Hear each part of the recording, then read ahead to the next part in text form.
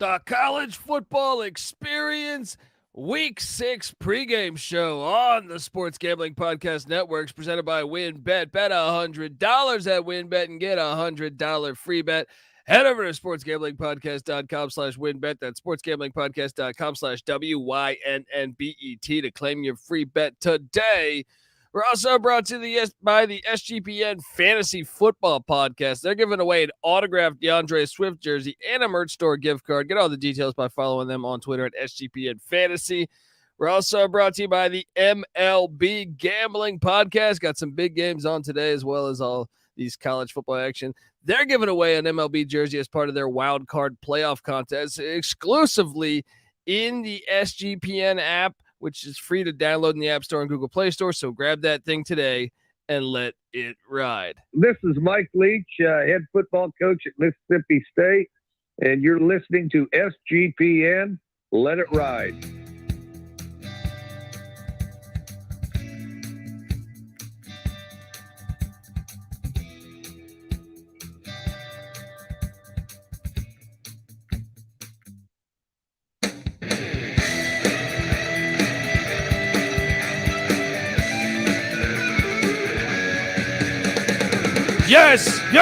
Yes. Woo! We are 1 hour away from kickoff on a glorious Saturday. I cannot wait. You are rocking with the College Football Experience. My name is Colby Swinging Database Dan, a.k.a. Pick Dundee. That's not a pick. This is a pick. He was raised in the land down under, where a man thinks on his feet, speaks with his fists, and lives by his wits. When Dundee happened, he was a superstar. I smoke and I drink and I don't have stress and I'm healthy. Last night, I see the chat already fired away. Last night was a fantastic night for the most part. I got Nebraska -3 wrong because those cowards woke up in the second half, but they did get the dub. And then you had Jameson Wang. I know B Money mentioned it. Shout out to Jameson Wang for the beautiful backdoor cover with the Cornell Big Red. Let's fucking go. That guy's a legend in my mind. And then you had just a crazy one. I was on Houston +3, and I had Houston on the money line. That one was fucking bananas. Houston scores twice within like the final, minute and a half, gets an onside kick. What a game as Dana Holgerson saves his fucking job. And then you had San Jose State, which I was all over. I should have locked up San Jose State because I had a pretty good feeling about that one, as I thought UNLV was pretty fraudulent. They got the dub, and then Colorado State, Nevada. That one was wild. Terrible running into the kicker call, if you ask me. That game should have went to overtime. But if you're on CSU, like NC Nick was, I'm sure he'll tell you, hey, it was running into the kicker. But either way, all those games, pretty much with the exception of what the San Jose UNLV game, were awesome games as far as coming down to the last moment. Just some fantastic games we got coming.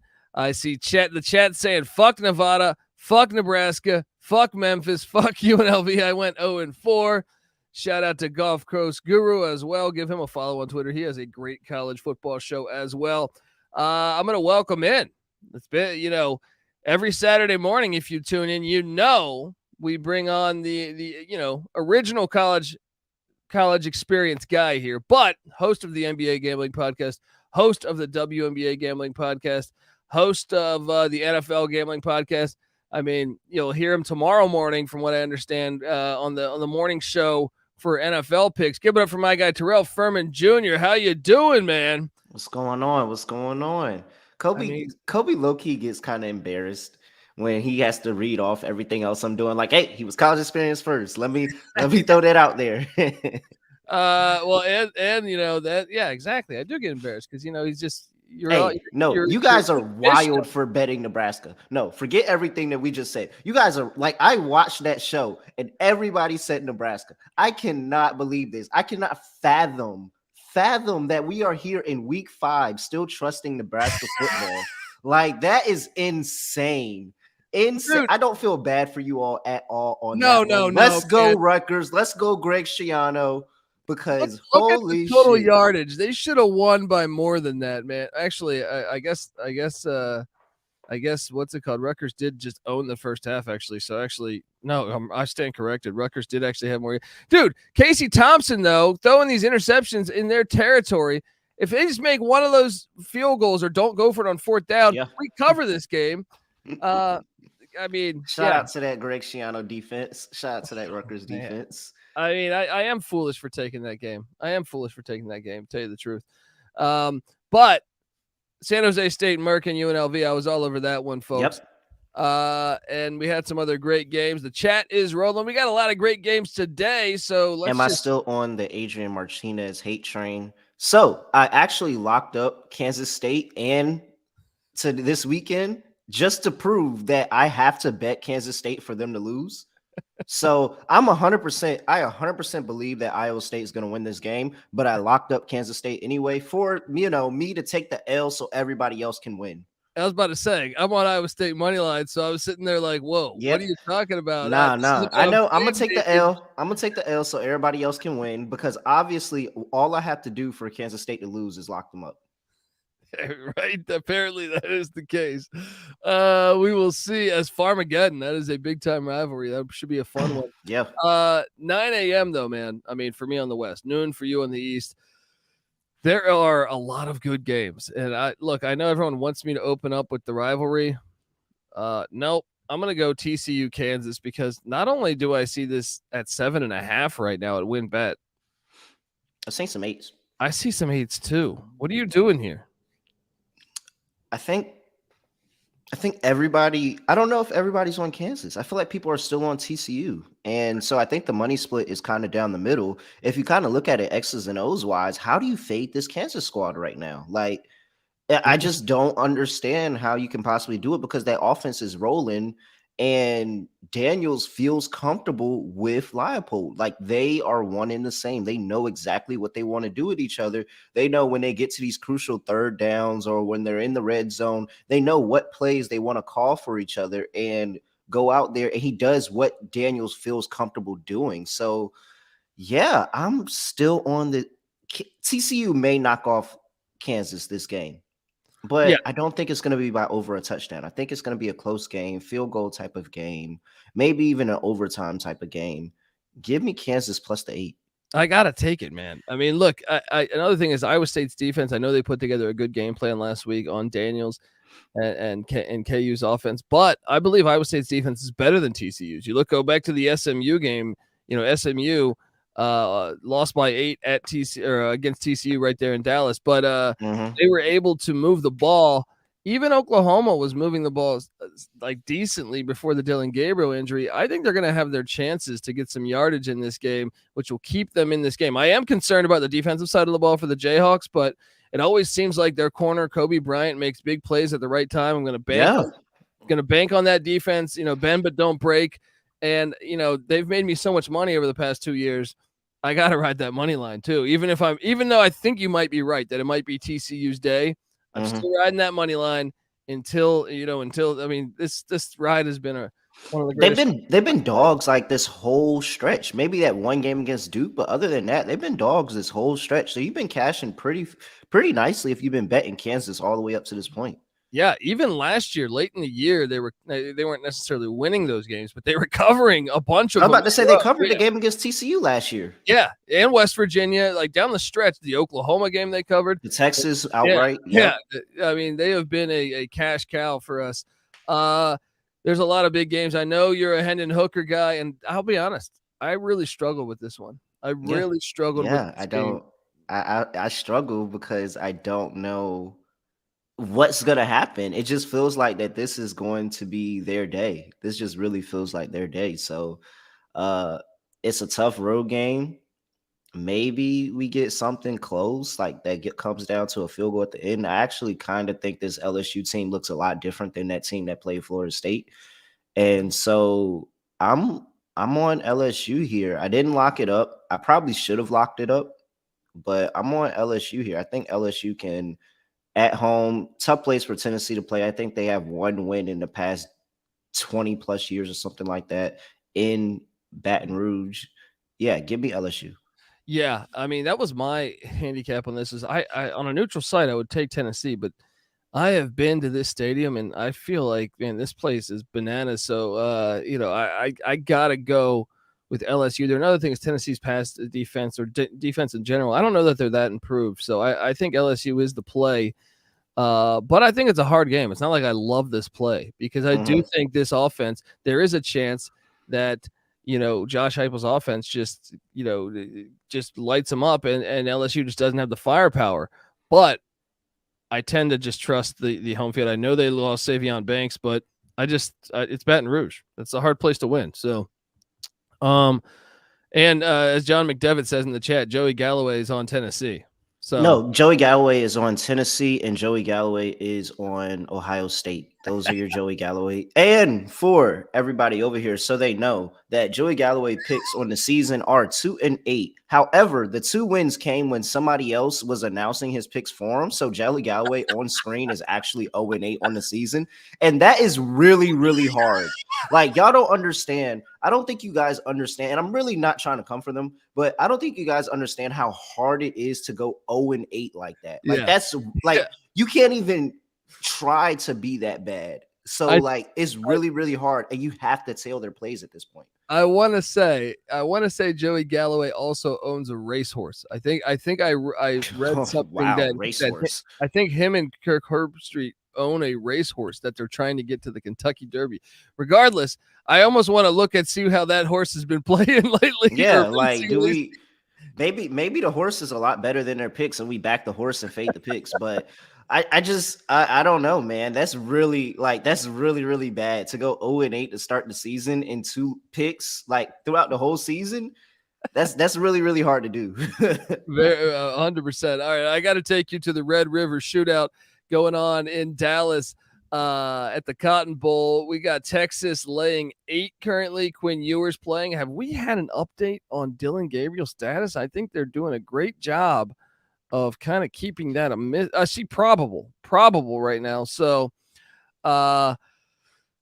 look, I said this on the show, although I already have a wager on Texas when it was really short. That's part of the, hey folks, if you're going to bet college football, a lot of times you want to bet Sunday night or Sunday afternoon when those lines drop, because this line shot up with the chance of Gabriel not playing. And then the news that Ewers was playing.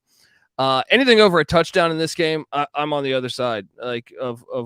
So I got to take Oklahoma. These games, I think I pulled that stat up 11 straight year, or 10 out of 11 straight, or 10 out of 11 years.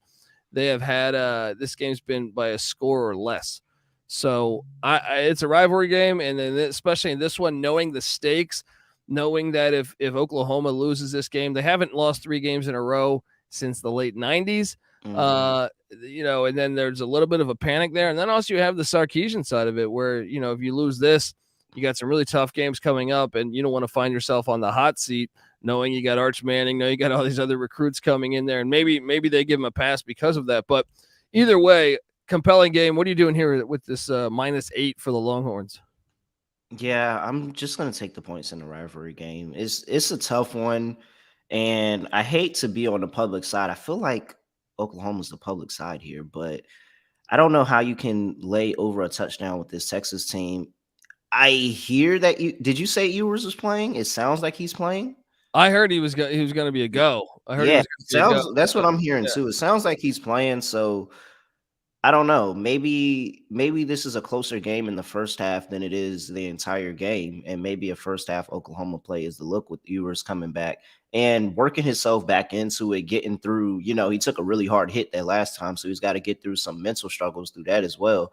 And I think that this Oklahoma defense is going to be ready to go. That defense is going to be ready to go. This is a rivalry game on a neutral site, and they're saying, "Hey, let's go out here and let's punch them in the mouth." So I think that maybe a first half under feels like the way to go in this one. Maybe a first half Oklahoma play. If I had to pick a side, I'm on Oklahoma +8 though. Yeah, I'm on the +8 too. I see the chat saying over for the whole game at 64.5. Probably. I mean, maybe you're right with the under, maybe some jitters in the first half, but I am scared I do think Oklahoma's defense will play better today and more inspired, but Bijan Robinson against that defense, that run defense was giving up like 7 yards a carry, the worst in the Big 12. It's a rivalry game though, so I think they're going to show up a little bit more today. You think you like the under for the whole game? I don't think I want to trust the under for the whole game because you know how the college football teams can come out. Like they can have a bad first half and then absolutely light up the scoreboard in the second half. I don't think I want to take that risk in this one, especially if this is anything like last year where Oklahoma just doesn't show up for a good first portion of the game. Yeah. I like the chances of getting a high first half number, taking the under, and just hoping that both of these teams kind of let the moment get to them early, and then they all lock in after the halftime huddle up. Yeah, I see the chat. Dre Youngin says, don't sleep on the FCS. Don't worry, we'll cover some FCS games. We got love for the FCS. Got to touch base on this one, though. Arkansas at Mississippi State. KJ Jefferson is questionable. No, it's funny. KJ Jefferson is questionable. That's a huge fucking X factor for me in handicapping this game. Arkansas is getting 8 points. It's in Starkville. I'm just going to take the chance that he plays, and I'm going to take the 8. If he doesn't play, though, I'm very concerned because Cade Fortin, that USF transfer, not the biggest fan of his abilities. So I do think you are truly gambling in this game if unless you got some intel. Maybe do a quick Twitter search of KJ Jefferson because, like I said, I'm checking right now and I see questionable still. Maybe that information's out there because I know we're about 45 minutes away from kick. What are you doing there though? You know I'm a closet Arkansas fan. So you got to go. I think I picked. I don't know. I went back and forth with this. So I think I changed my pick like 3 times. I think I'm last on Mississippi State just because Arkansas's defense this year, it just doesn't seem to be getting the pressure that they always get because they run those 3 up front. And they can get pressure with 3, and that opens up the defensive playbook incredibly when Arkansas is able to get pressure with 3 like that. One team should really be ashamed of themselves that they're losing a 3-on-5 battle, but they do a lot. And this year, Arkansas has not been able to get that pressure with 3. They've always had to bring someone extra or they've had to get creative. But when they've been able to get pressure with 3, they've really opened up their playbook. And I think that would slow Mississippi State down, but it's just not that same defensive line this year. So I'm going with Mississippi State. I think that they can get a couple big plays here and push this a little bit closer to 2 touchdowns. Yeah. I mean, in Starkville also the place gets bananas as well. So that's one to watch. Awesome 9 a.m. slate. I see the chat though firing away. David, shout out to David in the chat. Shout out to Patrick Fisher. But David says UConn covering against Florida International. I think they're laying 5 at the airport. I know this game is absolutely fucking hilarious, but he also says, and I'm going to hit the over on 2.5 wins in the same night. I think he's going to. Yeah. I think you're probably right. I think I would lay the 5. I think they're in a better spot right now than the airport, but I could also see the airport covering, like backdoor covering a 10-point game, scoring with a minute left. But I do think you're going to hit your over on your win total as well. And if I had to lean on the points at 5, I'll lay them at 5. You have a play on this one, Terrell? But I'm not picking this game. No. I am laying the 5 too. I mean, this is a very ugly game. The airport just doesn't seem like that they've even come to this season. Like they've even gotten a bus at all this season. I can't think of the last time I've ever laid points with UConn, but yeah, I'll lay the points here. I just think that the airport is really, really bad this year. Yeah, we have an interesting one, and this line has really dipped down. Louisville at Virginia. Louisville was a 3.5-point favorite when I went to sleep last night. Now this game is at a pick. I even see Louisville getting a point out there as well. Yep. That to me means, because I know Malik Cunningham's questionable. I'm assuming based on that line movement that he's not playing, because for it to jump that big, that's what it has to be. Yeah, that's what it has to be. But I mean, I'm still taking Louisville. I can't think of. I don't know off the top of my head who Louisville's backup is, but that offense from Virginia sucks, man. Yeah. I mean, look, the hire didn't make a lot of sense to me because Clemson's offense wasn't great last year. So, like, I don't know, but the backup quarterback is going to be Brock Duman, something like that. I still think Louisville's offense is more explosive. Give me Louisville. Just put the ball in the playmakers' hands. They have two good running backs that can run the ball. They have a good wide receiver on the edge. Just put the ball in your playmakers' hands. Let them run. Yeah. Michigan is at Indiana. Indiana's catching 22.5 points right now. My gut says take Indiana, but I'm wrong about Michigan all the time, so I'm going to pick Michigan minus 22. I'm taking Indiana. I'm taking Indiana. I don't feel good about it. Missouri is at Florida. Missouri's catching 11.5. Look, I like this Missouri play here. I know that they're a little dinged up with some at the wide receiver position, but Florida's run defense is bad. Missouri's decent at running the ball. I'll take Missouri plus 11.5. Sprinkle a little bit on that money line. How about you? What do you think about this one? I'm not taking Missouri. They suck, man. Missouri is really, really bad. I think that last week was their week. Last week was the week. This is the letdown week. Florida and how bad and terrible they've been all this season. At the end of the day, Anthony Richardson is still like a freakish athlete at the very much. I'm going to take away the good comments right now, but he's a freakish athlete. I think that he can put on and have a really good day against the Missouri squad. At home, yeah, give me Florida, and I'll lay the points. Oh, there we go. Purdue travels to Maryland. Purdue's catching 3.5. Shop around. I'm going to take the Boilermakers here. I'm going to lock it up. Yeah, I kind of think Maryland. I was thinking about this. We need to lock this game up. We should lock it up. Let's take the Boilermakers plus 3.5. Let's go, folks. Take you to the land down under. Yes, let's go because I just think this offense is better than anything Maryland's seen as far as from a passing point of view. Yes, Michigan's run game.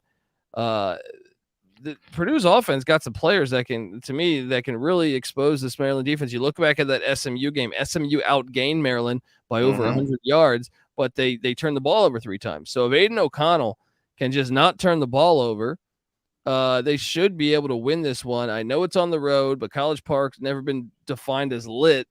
At least since, I don't know, fucking Boomer Esiason played there.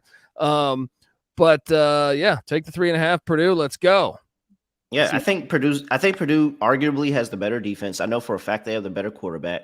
I think that they have the better coach as well. So yeah, give me Purdue. 1 + 1 = 2. Add a third one in there, and that's 3. It's very easy. There we go. Texas Tech heads into Stillwater. This line came down. This line was at 11. I feel like 11.5. I think Monday maybe it's at 9.5 right now. That's tough for me at 9.5. I kind of think take Texas Tech in the points. Oklahoma State gets the win, but why did it come down? It's got to be Texas Tech, right? I'm a bit concerned there. Yeah, what are you doing here? Give me.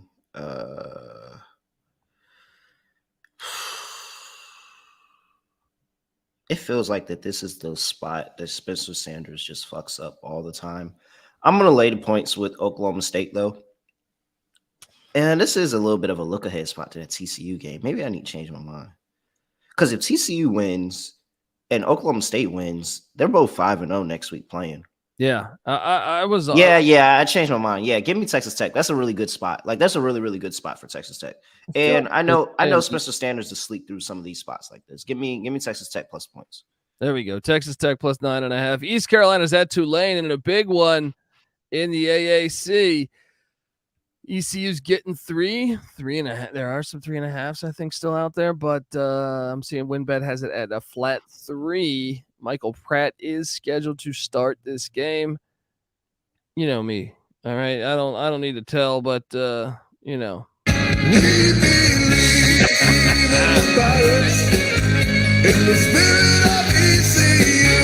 Ride that money line. Let's go. Michael Pratt's back. I'll say this. Go ahead, play the music one more time because I'm locking ECU this week. There we go. There we go. Look, the Pirates defense has been really, really good this year. Like, I'm not even going to try to hold you. They've been really, really good. They held Navy to 23 points in 2 overtimes, held NC State 21 points. They have South Florida offense that's been really, really good this year, held them to 28 in that last game and scored 48 on the road. I know this is a back-to-back road spot for the East Carolina Pirates, but this is a big American Division game. Tulane coming off of that big win. No Pratt last week. Pratt a little banged up, probably a little rusty in this one. I think ECU can take advantage. Let's go. Let's fucking go. East Carolina. The only thing is the sweat is if it's really close in the kicking situation. Don't get me started. Virginia Tech is at Pittsburgh. Pitt is laying 14.5. This game was really tough for me. It really was tough for me. I'm laying the 14.5. I actually believe there's potential for a 17-0 win. Because Virginia Tech's offense is that bad where I'm like, man, all we need is 3 scores, maybe 21-3. You know, no, yeah, I like that. So no. I'm gonna lay the 14.5 with the Pitt Panthers there. Yeah, I mean East Carolina. Greg's saying in the chat saying ECU's without 2 backs. We have I would say that was the room though that I felt pretty confident about coming into the season. I know Rajai Harris is out for the year now. Keaton Mitchell questionable, and I think he's not going to go. But I still feel like we're pretty decent. Like we're decently stocked back there in the running back room. I felt like that was a strength of ours as opposed to wide receiver. Next up, we'll go to and feel free. Game screams under, doesn't it? Yes, it does. Yes, it does. Just making sure. Yeah, it feels like it's an under game. I will say it is going to be a hot one, 77 degrees. It's pretty hot. But Utah at UCLA. I feel pretty good that Utah is going to fuck them up because they traditionally do. There's something about the physicality of Kyle Whittingham's teams when they play UCLA. Now, every year Chip Kelly's got a chance to try to do something different, and maybe this is a year where, they try a new wrinkle or something. But until I see otherwise, it's almost like the Kansas play for me. I mean, if you look at the history of these games, they have been ass beatings. They're not even fucking remotely close. And there's always been special teams blunders. Whittingham traditionally, I feel like, always has his teams well coached in the special teams. They just kind of fucked them up on the D line, on the O line. I'm gonna lay the 3 points, and I will take you to the land down under on this one. I locked this game up. Okay, yeah, I feel pretty good about this as a play here. With the way Utah plays that ball. So I'm telling you, Utah is playing ball right now like they are a top 5 team in the nation. And preseason, I said that Utah looks like a top 5 team in the nation. And the only thing that would hold them up is if they lost that game in the swamp in the first year. Because if they win that game, they're in the top 5.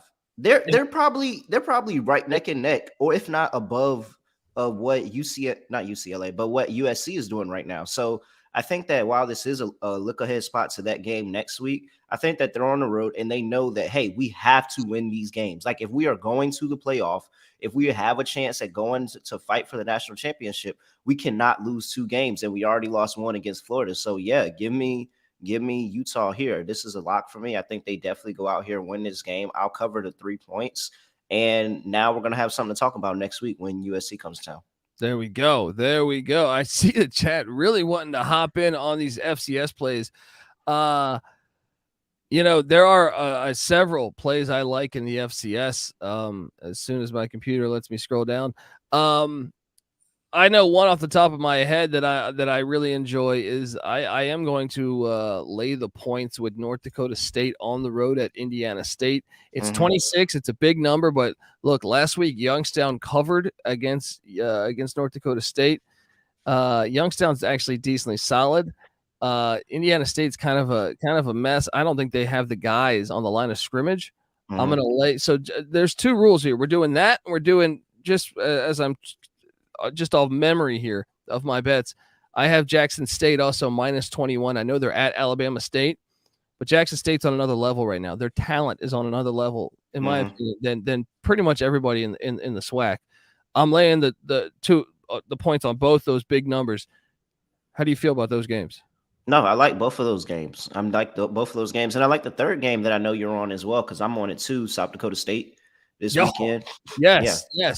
Look, that's a revenge spot. One of the crazier games of last season was South Dakota State at South Dakota, where Hail Mary, South Dakota Coyotes upset their rivals in a Hail Mary game. I mean, it was absolutely bananas. But I'm telling you that I think they've had this one circled all year because there was a lot of shit talking in that one. Lay the points with the Jackrabbits as their Jackrabbits are at home too, so I really like that play. I know someone's in the chat saying Brown -6 against Central Connecticut State. I'm on auto fade with Central Connecticut State. Yeah, they're really bad. That's a really terrible. bad football team right there. Let's jump back to the FBS though. I don't know what it is about Connecticut football. They just can't get it right. Need to stick to basketball. Yeah, exactly. Basketball, Yeah, that's probably what you said. I haven't bet. I don't know when the last time UConn was favored. You said earlier that I bet on them. It was definitely basketball. Yeah, 100%. North Carolina's at Miami. UNC is a 3.5-point favorite. I'm sorry, dog. UNC is a 3.5-point dog. Yep. Wrong team's favored here. Yeah, I do think wrong team is favored. I'm very curious on what the Mario Cristobal era looks like, though, because we know Miami to sleepwalk after a bye. However, that was the Manny Diaz era. And we know them to just go ahead and just sleepwalk and not be prepared. Whereas Cristobal is actually undefeated after a bye at Oregon during his time. Now, I think he's some closer ATS. I think it's like 3-2 ATS, something like that. I think he's very close to ATS than he is to undefeated on the money line. But I'm curious on how they come out after this bye week. They had a week to prepare for this UNC offense, and can they slow them down? They actually have a pretty good Havoc defense rating at home against opposing away offenses. Shout out to, getting some stats like that, but they create a lot of Havoc defense for opposing offenses coming into Miami. So I'm very, very, very curious on how this one turns out, but I'm riding with UNC in the points for right now. I don't think Miami can score. I know UNC's defense is bad, but I don't think Miami has the guys. You look at their injuries. Donald They Chambers, can't get into a shootout with them. Yeah, Xavier Restrepo, the wide receiver, and Jacoby George all out this game. If you like Miami, play the under with it and just go ahead and get bang for your buck, because I don't think that there's a way Miami wins this game without holding this offense to a minimal amount of points. Yeah. Jeff Rivet in the chat says, do you like Oregon State with Chance Nolan out? I fucking love it. I think it's my favorite play probably of the day. This number came down with Chance Nolan out. I would argue that with Chance Nolan out, it might be a blessing in disguise because the guy throws a lot of fucking interceptions. So I think they're going to line up and, Oregon State has a clear advantage on the offensive and defensive line in this game. This is not the Stanford of the old days. Stanford was out of the gun I think I read this stat, every play but a quarterback sneak on a 3rd and inches last week. This is a finesse Stanford team, and Oregon State is actually kind of a physical football team. If you look at that Utah game, if Nolan wasn't throwing those picks to start the game, I think he put them down 14-0 within like the first 5 minutes. They were moving the ball on Utah. I think Oregon State's a lot better than what people realize. I love the play minus the points on the farm in Palo Alto. There's no that's not a tough place to play. You know what I mean? Like I don't even know who will show up to that fucking stadium knowing that Stanford's only win is against the Colgate Raiders. How about you? What do you think of this game? I'm on Oregon State. I didn't lock it because I just feel like Tanner McKee and that offense, they need a marquee game. Like they need a marquee game at home that they can go out there, get a win. Nobody had faith in them, and that kind of boosted stock. Like I just checked, and they're saying he's like a top 10 pick in the draft next year. And I'm like, okay, the guy's really good. And shout out to David Shaw. Like the guy's really, really good, but they don't have that win. They don't have that win that you sit here and say, wow, that is a great quarterback. And so at least Will Levis, we talk about Will Levis, he has the win against Florida. However you may grade that win now, how Florida looks, he has the win in the swamp. But I just don't know, Tanner to have that win yet. And I have a feeling that you're at home against Oregon State, really good Pac-12 team. They're reeling a little bit. They've lost 2 in a row. I like Oregon State in this game, but if Stanford came out and really, really put it on them to begin the game, I wouldn't be surprised. Stanford, though, Emmitt Smith's son, EJ Smith, who was pretty impressive. He's out for the year now. Yep. They're kind of hurting a little bit. I think they got a really good backup running back, though. Yeah, I mean, Stanford always keeps a decent running back, but Oregon State's in I think, the more desperate spot. I know Stanford needs to win. Oregon State, I think, can still contend for the Pac-12 championship, but they got to handle business on the farm in Palo Alto. That's why. And that was ultimately my lean, like kept me over on the Oregon State side. That Oregon State's going to be desperate. They have to go out here and handle business, and this is a short number. Yeah. If Nolan was here, this number would be at like probably 7.5, and I probably would have took Stanford. Yeah. I mean, maybe over a touchdown. Yeah, and especially the way Nolan's been turning the ball over. I love the chat is asking Dre Young and in the chat saying, "Are we fading Duquesne and am I on Marist?" Shout out to the DJs with the FCS football today. Yes. Y'all really tapped into FCS today. I took Merrimack plus more than a field goal because Duquesne's terrible. They lost to Stonehill, who's just jumped up from the from the D2 to the FCS recently. And no, I am not on Marist. I can never take Marist. But those are, I don't. It was a good question, though. Are you on Marist? Yeah. Next up, we have, I'm going to lock up this one. Duke is in Atlanta against Georgia Tech. Duke is good. Easy. Yeah. Lay the 3 points, 3.5. What I don't know if it's 3 or 3.5 right now. I'm seeing a flat 3. Lay the points with Duke. I feel like a 2-team money line parlay between Utah and Duke. I just don't know how that. I don't know how that goes wrong. I don't know how the hell Duke hired Mike Elko, because when I remember when I saw that hire, I go, whoa, because I know he was like talked about in like some big time jobs. I want to say the Baylor opening, like he almost got the Baylor job.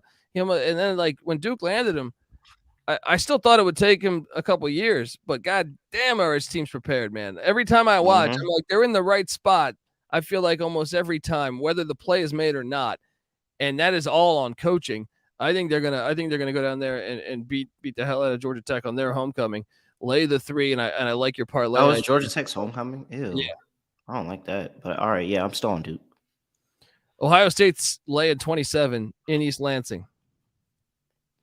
It's a big fucking number. Give me the point. I'm taking the 27. I'm taking 27, yo. Yeah. I mean, it wasn't enough that it was already a big number, and it wasn't enough that Ohio State has really, really struggled to cover these numbers over the course of the entire season.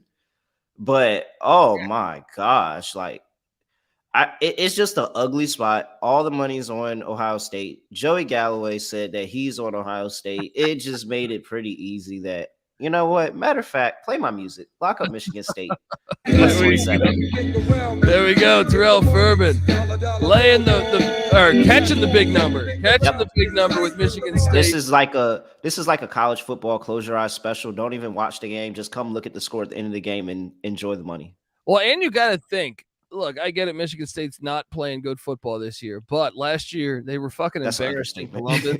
Yeah, they were embarrassing Columbus. So if there was one that would circle preseason, I bet you it was this one, knowing that they're coming into East Lansing.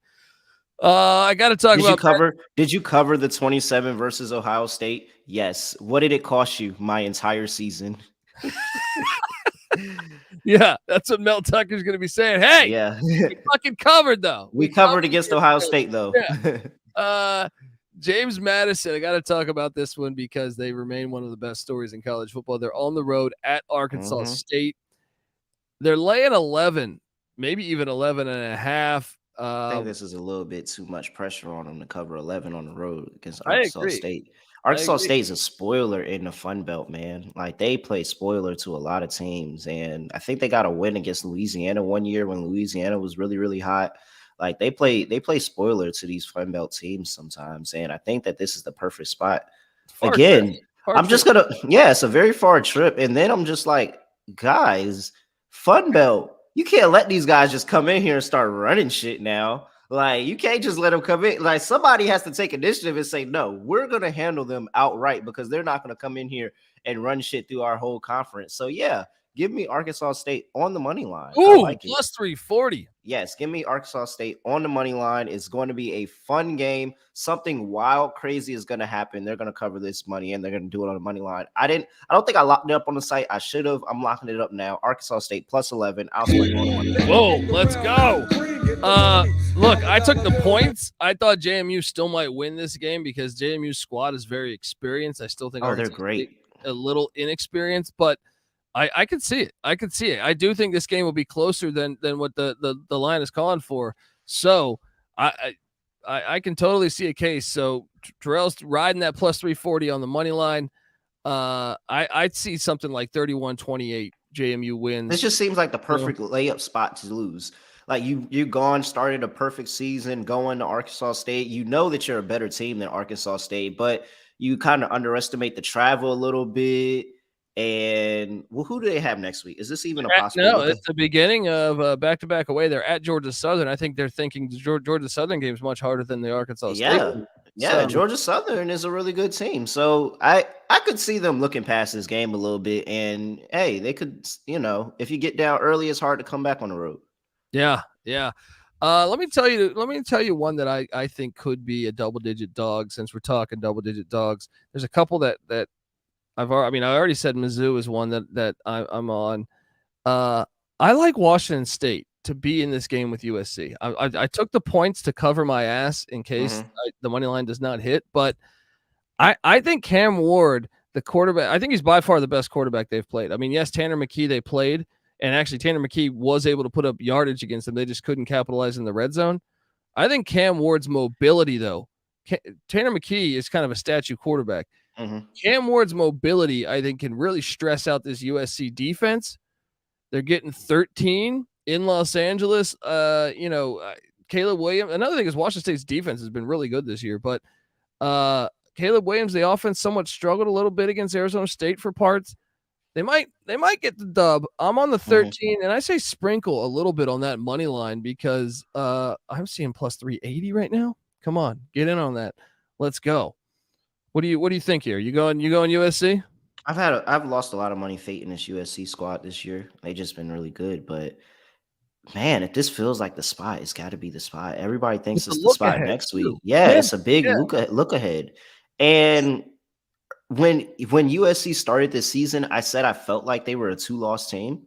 I said I felt like they were going to lose to Utah at Utah. And then I was like, somebody else is going to sneak them somewhere else, whether it was the Oregon State game, whether it was the Stanford game, whether it was anything. I felt like the Fresno State game, I felt like they were a 2-loss team. And I still don't think that that's completely wrong. This could be that stretch where they just don't kind of put it together these next 2 weeks. This is a really tough 2 games here. So I'll take the points. Maybe this is closer to a touchdown to a field goal game, and Washington State keeps up with them.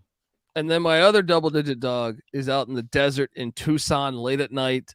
Oregon at Arizona. Look, Oregon has lost their last 2 in the desert. I saw the chat mentioning this, and I think Arizona's passing attack is becoming really fucking good. Jacob Cowling and then that 5-star freshman with Jaden DeLora, who I believe is in the top 10 right now passing.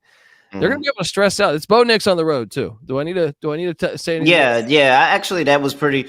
I kind of was going back and forth with this game, and when I remembered that it was Bo Nix on the road, I'm like, I'm on Arizona. It's too many points for Bo Nix. I'm telling you, there's some decent plays there. And Arizona's playing better ball this year. So this has to be like a game that they circle too. Like, hey, we're playing better this year. We're going to, get some get back at everybody that's been busting us these past couple years. First sellout in like 7 years. First sellout in 7 years. I didn't know they sold out today. That's good. Yeah. BYU is in Vegas. I mean, that's funny in its own right. Notre Dame is in Vegas. They are playing at the Death Star in one of these weird neutral site games, but Notre Dame's laying 3.5 or 4. Shop around. What are you doing here? This is tough, right? I think I'm on BYU just because it's a neutral site. I'm on BYU too. I just think I can't lay more than the field goal with Notre Dame, and I think maybe sprinkle it on the money line because it's not that far of a trip from BYU fans. They should have. No, I actually think BYU fans are going to be the dominant. Like they're going to own the fan base. I think BYU fans had this game circled because it's like, wait, we can also go watch BYU and be in Vegas at the same time, and it's not that far of a flight / well, probably it was a pretty far drive. But you could pull it off. I've done that. I mean, yeah. So yeah. I think that this is like B Money said, this is wrong team favored, and just because Notre Dame had to travel all the way out to Vegas, give me BYU here. I'll take the points. Normally, this is one of those games where unranked team is favored over a ranked team, so I'm kind of on that unranked team. But because it's a neutral, that's only really works for home. Like if you're at home, So I'm kind of on BYU here. I think BYU can keep this close. All right. Well, Florida State comes into Raleigh, North Carolina. Florida State currently catching 3.5 on the road. Give me the Seminoles plus the points. I'm curious what you're doing here.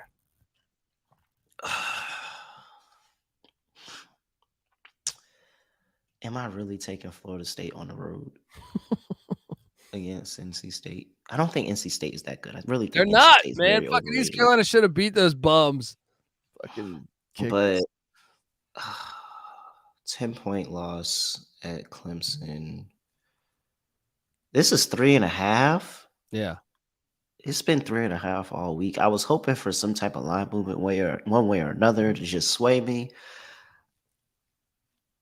Yeah, why not? I'll go with Florida State. I don't like taking Florida State on the road, but this is actually a different Florida State team this year. And I think that they're over all the time that they've taken, they're finally starting to put it together a little bit.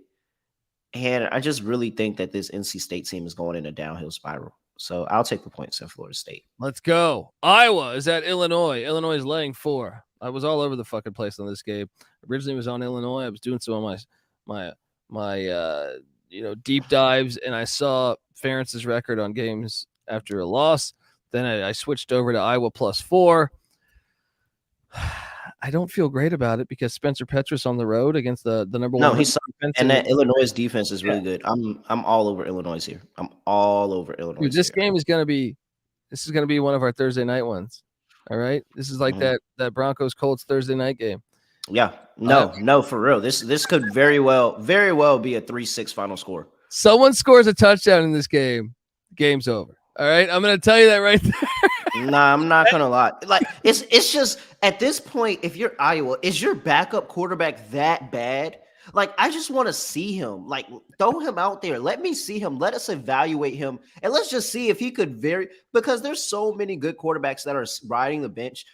He could very well be a better quarterback than Spencer now. I'll be honest. Jesus Christ, he's so bad. He's so bad. Like, it's very, very bad. Why throw a pass in this game? If I was Iowa, knowing how good their punter is and their defense is, now I know Iowa's a top 10. I think they're currently like 15, but I believe they're a top 10 defense. Illinois is the current number 1 defense in the country. I would look, Iowa's defense against Tommy DeVito can be successful, much like Illinois' defense can be successful against Spencer Petras. So yes, why would you risk a pass? I would just keep running and look, it might take you to the fourth quarter. But I wait for some team to fuck up, wait for whoever fucks up. And then also, if Iowa's punter is that fucking good, which I've been really impressed by him, why not just keep playing that game? I don't know. I mean, if you're trying to win this game, I know B Money's saying Iowa money line. That is plus 160, I believe. Basically, my handicap came down to if I could trust somebody with a play action pass that goes deep for a touchdown, I trust DeVito more than Petras. Oh, I agree. But here's the thing. DeVito's better at passing. So Illinois might say, hey, let's pass the ball more, which will please don't do that. Your best player is a running back. Your best player is a running back. Like, please don't do that. That's the quickest way to piss me off in this game. Like, absolute quickest way to piss me off if I turn to this game and they're throwing the ball up and down. Because they're guaranteed to lose. Actually, I would probably get some pick 6 if they decide to throw up and down. Dude, it's like that Iowa-Rutgers game. Iowa scored like what I feel like 20 points on defense or something, like 2 picks or 2 defensive touchdowns. Like, why would you even test them like that? Just run the ball. We're gonna get to a parlay in a second, Lane, and then a tease. But before that, we got to just hit on these big games here. Clemson's at Boston College. Boston College is catching 20.5. Boston College is offensive line's depleted. I know that Clemson's without Breesy on the defensive line. Wishing the best for his family. And I just think that Clemson's D line's too good. I gotta lay the 20.5 in Chestnut Hill. How about you? I originally laid the 20.5, but I feel like Boston College has played DJ pretty closely. Is that not true? I'm trying to find Yeah. Get what I feel happened. like you're right. I feel like you're right. They have the past couple of years. They have. I think that one game was the one he came in and he relieved Trevor Lawrence when he got hurt. Yeah. That was it. Yeah. Yeah, I think that was the 2020 game. So yeah, 2020. So 2021 last year, 19-13 Clemson over Boston College. Year before that, 34-28 Boston College, and then you get to 2019. And this is back where it's like the Trevor Lawrence era, and they're just smoking them 59-7, 27-7, 34-7. Do we trust DJ to cover this big number? I know that top of our head very easily is, take the 20, but do we really trust him to cover this number? He hasn't done it against Boston College yet. My problem is Boston College O-line I think it might be the worst O-line in the Power 5. And to go up against potentially the best defensive line in the Power 5. Yeah. Even if you're Phil Jurkovic, you got eyes on being a first or second round draft pick next year, man.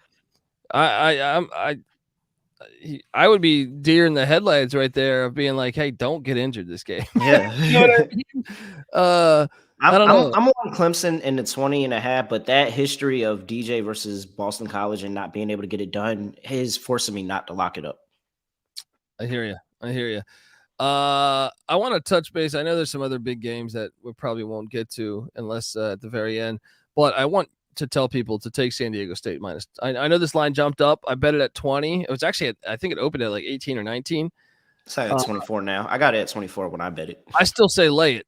San Diego State fired their OC. They're bringing in a new OC. Their quarterback coach is their OC. And they're not going to score on San Diego State. San Diego State's defense is good, and San Diego State has 2 or 3 good running backs. Hawaii can't defend the run. This is a horrible matchup for Hawaii. I think San Diego State probably I actually think they'll probably shut them out. Maybe Hawaii will get one score late, but I'm thinking this is like a 35-7 final, 42-7 final. I know San Diego State, not an offensive juggernaut, but they will be today. All right. So, Colby and Terrell, what are your 3 favorite bets today, says Brandon? Utah. I like Oregon State. I know you don't like it as much, but I like Oregon State on the farm. The line went down to 4. I think they'll handle business. I don't think Purdue.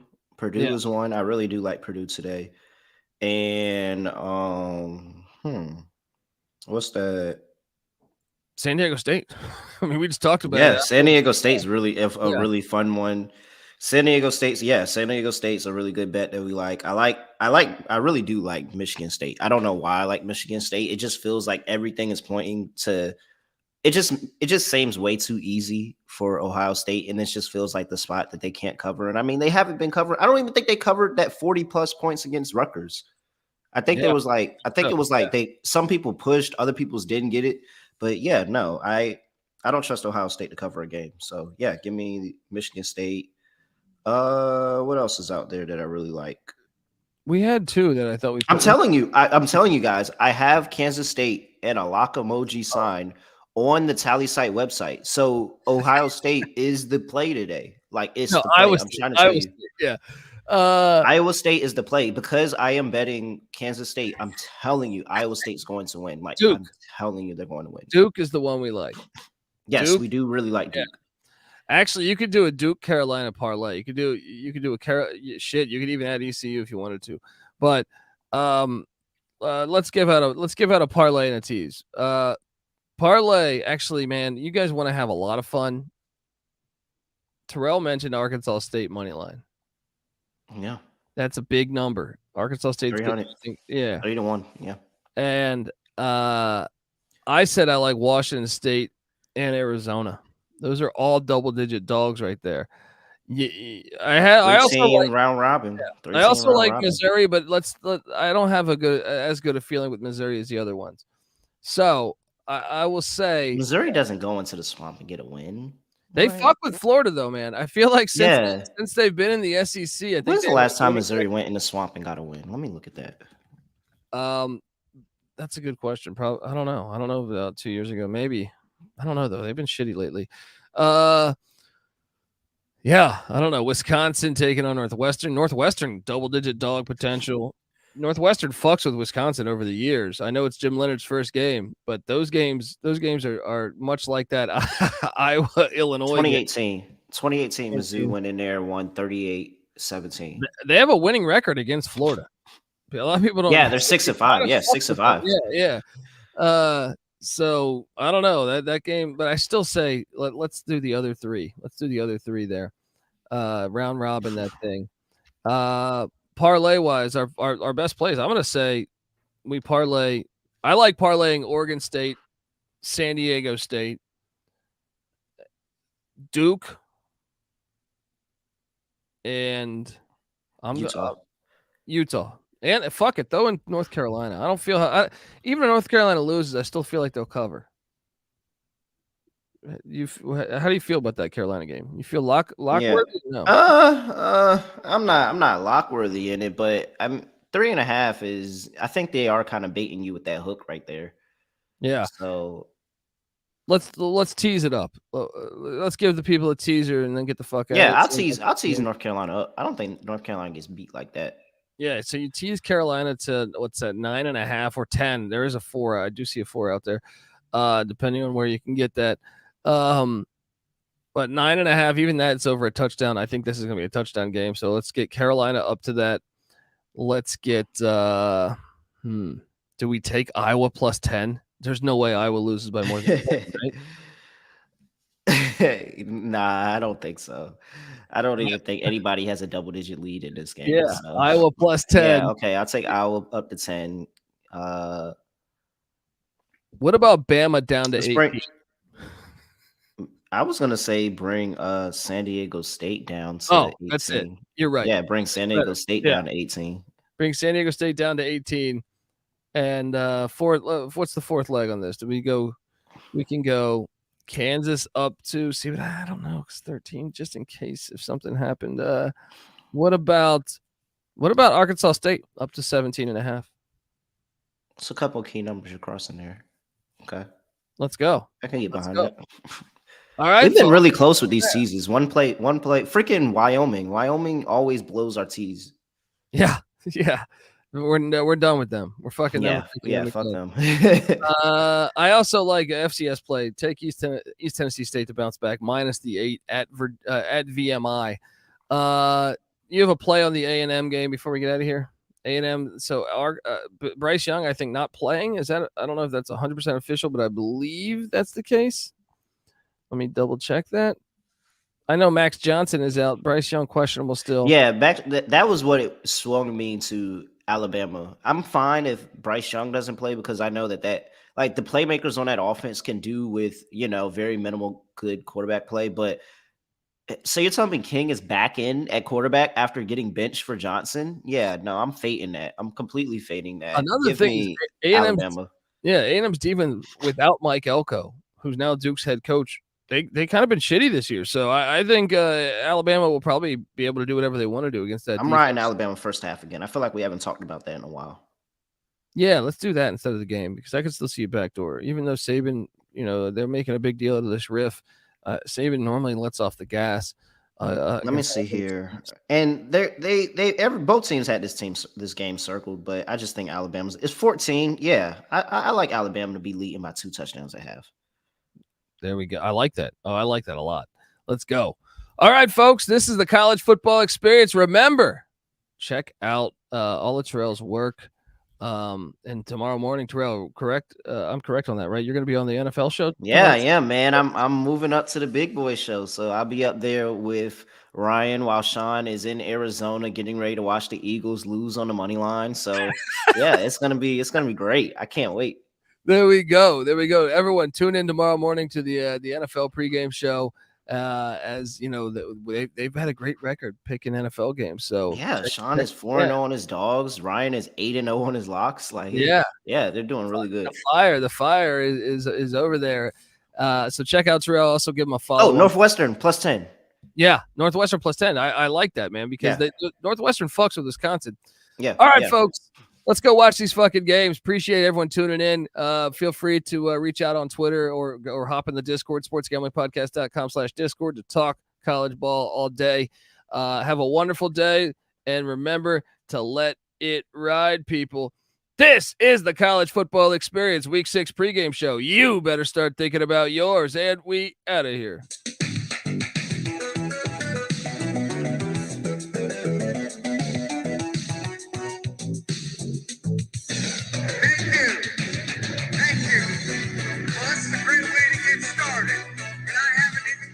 All my kids, it's a great night to be a Tiger.